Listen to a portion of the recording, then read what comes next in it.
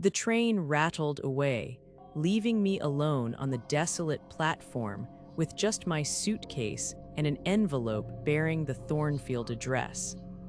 Mist clung to the moors like damp gauze, muffling everything but the crunch of gravel under my worn shoes as I approached the governess' house. It stood separate from the main estate, a skeletal silhouette against the bruised twilight sky, ivy strangling its crumbling brickwork. The air hung thick with the scent of wet earth and something else faint sour, like milk left too long in a forgotten cup. Mrs. Groves, the estate manager, had been brief. The children are sensitive. They require quiet understanding. She hadn't met my eyes. Keys cold and heavy in my palm, I turned the lock. The entryway swallowed daylight whole. Dust motes danced in the weak beam of my torch, revealing faded floral wallpaper peeling away like dead skin. A single rocking chair sat, perfectly centered in the parlor, its runners worn smooth, too smooth, as if used constantly recently. Silence pressed in thick and velvety, yet beneath it a vibration, like the hum of a refrigerator in an empty kitchen. Only this house had no power. I told myself it was the wind in the chimney, but the air remained unnaturally still. My first night, the nursery lay at the end of a long, shadowed corridor. Moonlight bled through. Grimy windows painting shifting silver puddles on the worn floorboards. I checked on my charges. Sophie, 8, with wide, watchful eyes the color of stagnant water, and Henry, barely 6, who hadn't spoken a word since my arrival. We both slept, or seemed to. Henry's small hand lay outside the covers, palm upturned on the pillow beside his head. An offering or an invitation.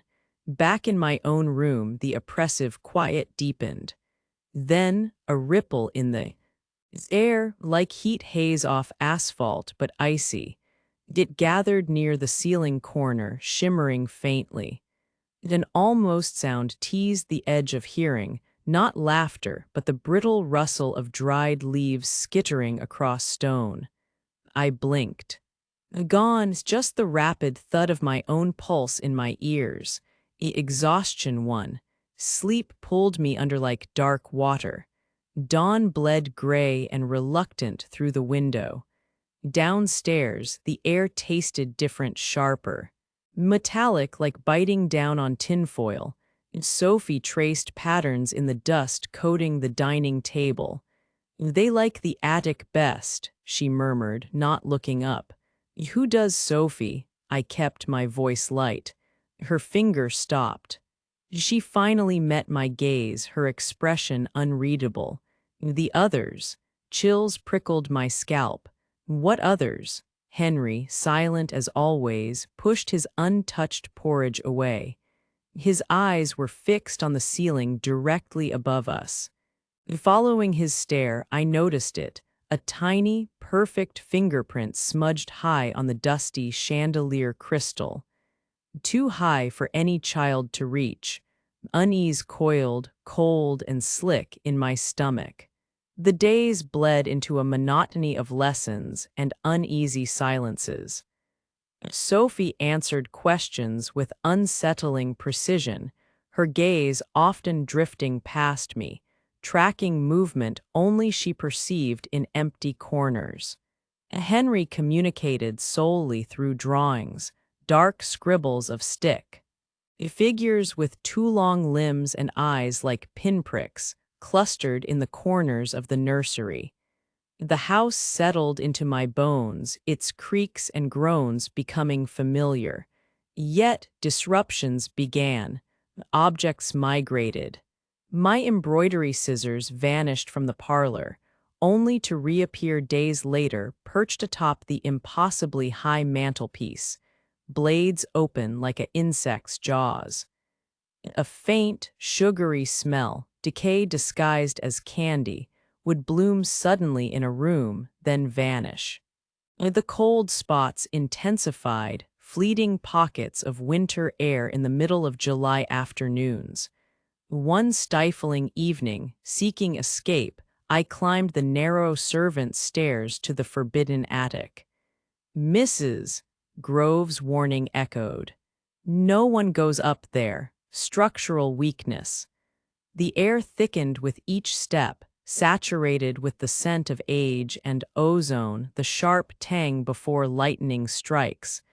The door groaned on ancient hinges. The moonlight streamed through. A grimy dormer window, illuminating a vast space choked with shrouded furniture and discarded portraits with eyes scratched out. Dust lay thick like gray snow, and in the center of that undisturbed blanket patterns. Delicate, chaotic swirls and tracks, child-sized footprints, bare feet. They danced in spirals, crisscrossed, vanished abruptly near the far wall as if the makers had simply stepped through it. The air pressure plummeted, making my ears pop. Behind me, the attic door clicked softly shut. Heart hammering, I spun. No draft, no one there, just the footprints and the sensation of being watched by the painted, faceless eyes crowding the shadows. My reflection swam in the moonlit window glass, pale and wide-eyed. And for a fractured second, it wasn't alone. Small, blurred shapes seemed to press against the other side of the pane, features indistinct smudges. One tiny handprint bloomed on the glass, then another, overlaying my ghostly reflection. Sharp, brittle sounds, like pebbles rattling in an empty tin, seemed to emanate from within the walls. I fled the attic stairs, groaning a discordant protest beneath my frantic steps. The nursery door was ajar. Sophie sat upright in bed, bathed in moonlight. She wasn't looking at me. Her wide, unblinking eyes were fixed on the rocking chair in the corner. Empty. Yet. It moved gently, rhythmically, back, forth, back, forth. The runners made no sound on the wooden floor, as if gliding on ice. Henry whimpered softly, pulling his blanket over his head. "Their cross," Sophie whispered, her voice thin as spider silk. "You went to their room." Sleep became a battleground. Whispers slithered from the ventilation grate, fragments of nursery rhymes sung flatly, voices layered like dried leaves scraping. Together, ring around the ashes, pocket full of. I jolt awake, drenched in icy sweat, the echoes dying instantly. My rational mind splintered. Were these the imaginings of stressed children bleeding into my own exhausted psyche? Or the flickering remnants of lives extinguished too soon, tethered to the stones of this decaying place? The governess before me, what had she seen? One rain-lashed afternoon, while the children napped. Desperation drove me to the study. Maybe records, letters, some explanation. Tucked behind volumes of estate ledgers, brittle with age, I found a thin diary. Eliza Fairchild, governess. Her entries began bright, hopeful. Then, the shift. Henry speaks of the pale boy in the nursery closet.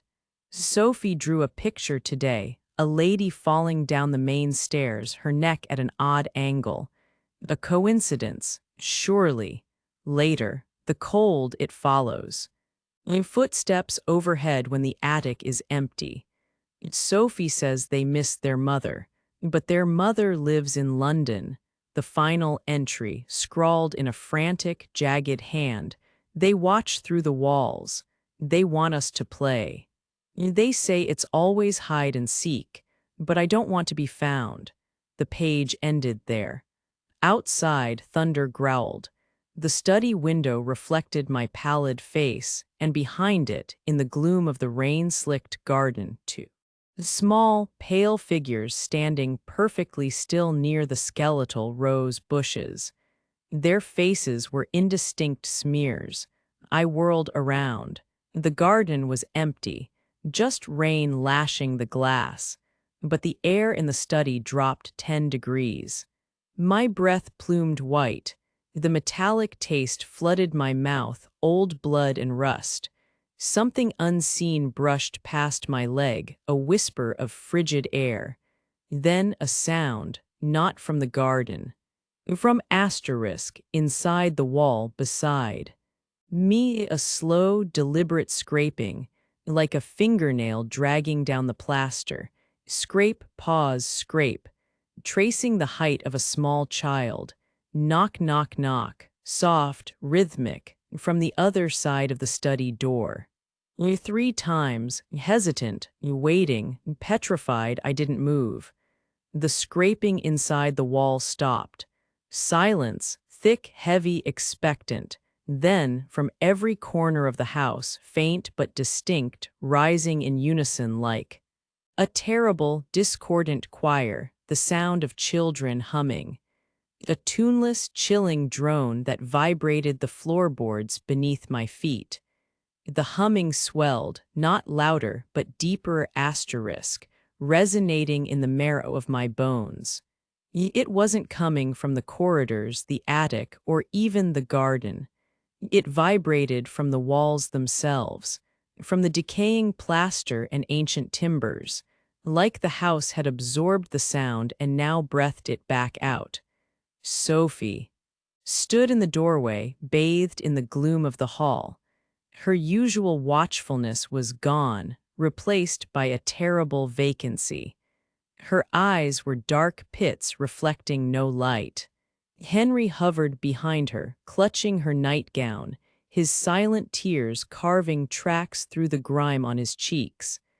"They're calling," asterisk Sophie breathed, her voice a dry rasp utterly unlike her own. "He wants you to play hide and seek. He's very good at seeking." Her gaze slid past me, focusing on something in the far corner of the study, something I couldn't see. The air in that corner shimmered, distorting like heat haze over a flame.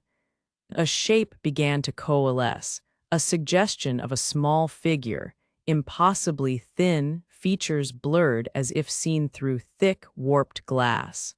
It didn't move, it simply was, watching. The metallic taste turned sickly sweet, cloying as rotten fruit.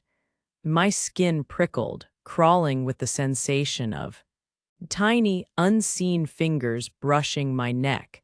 The humming intensified, drilling into my skull. Henry let out a whimper that choked into silence. Sophie took a single, shuffling step into the room. Her hand, pale and cold, reached out towards the shimmering distortion. "He says he found the last governess." Her head tilted, listening to something only she could hear. A faint, almost soundless sigh seemed to come from the distorted corner, a sigh of dry leaves of settling dust. It carried a word, or perhaps just the ghost of one, breathed directly into the freezing air. "Seek." Asterisk Sophie's vacant eyes snapped back to mine. The tiny, terrible smile touched her lips. "Your turn to hide." Behind her, the front door of Thornfield groaned open all by itself, revealing the dark, rain-lashed maw of the entrance hall. It's a hall that hadn't been empty moments before. The distorted shape in the corner pulsed, growing momentarily sharper, a glimpse of a ragged collar, a shock of pale hair. Then it dissolved back into a shimmer. Outside, the rhythmic knocking started again, not on the study door this time, but on the walls. It's inside the walls, knock, knock, knock, moving steadily closer, from the direction of the nursery. The humming rose to a fever pitch, vibrating the teacup on the desk, making my teeth ache. Sophie and Henry stood frozen in the doorway, eyes wide and unseeing. The cold deepened, biting into my flesh. The shimmering distortion reappeared, not in the corner now, but directly between me and the open study door, blocking my exit. The air around it crackled with unseen static, raising the hair on my arms. That single whispered word hung in the frozen air, echoing in the terrible choir of hums and knocks. Seek. Asterisk Sophie's smile widened. Utterly vacant, utterly cold. I better run. My gaze darted between the waiting dark hallway, the flickering distortion blocking it, and the frozen children. No rational explanation remained.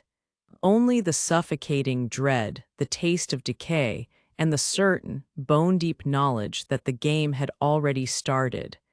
And the seeker was already very, very close. The knocking inside the walls ceased abruptly.